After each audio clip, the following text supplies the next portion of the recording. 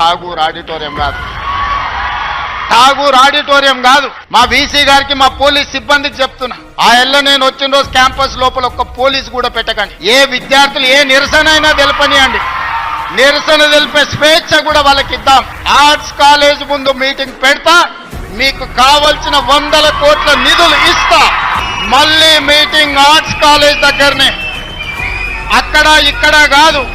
Arts కాలేజ్కి వచ్చిన రోజు డీజీపీ గారికి, సిటీ కమిషనర్ గారికి నేను ఆదేశాలు ఇస్తున్నా, ఒక్క పోలీస్ కూడా క్యాంపస్ లోపల ఉండొద్దు, నేను వస్తా. ఎవరు వీళ్ళు? మా తమ్ముళ్ళు, మా చెల్లెళ్ళు తండాలలో, గూడాలలో, మారుమూల పల్లెల్లో పేదరికం రుచి చూసి అభివృద్ధి జరగాలి, డాక్టర్లు, లాయర్లు, ఇంజనీర్లు కావాలి, ఐఏఎస్లు, ఐపీఎస్లు, ఐఎఫ్ఎస్లు అయి ఈ దేశ నిర్మాణంలో భాగస్వాములు కావాలని ఇక్కడికి వచ్చిన వాళ్లను ఆనాడు ఉన్నాయన గొర్రెలు, బర్రెలు, చేపలు పెంచుకోండి అంటే ఈ రోజు డాక్టర్లు, లాయర్లు, ఇంజనీర్లు కాండి, ఐఏఎస్లు, ఐపీఎస్లు కాండి అని నేనంటున్నా. నేను రావద్దా?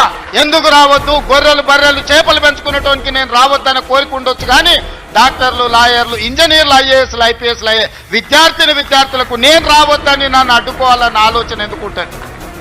ఒకవేళ అడ్డుకుంటే వాళ్ళు వేసే యక్ష ప్రశ్నలకు సమాధానం చెప్పే చిత్తశుద్ధి నాకు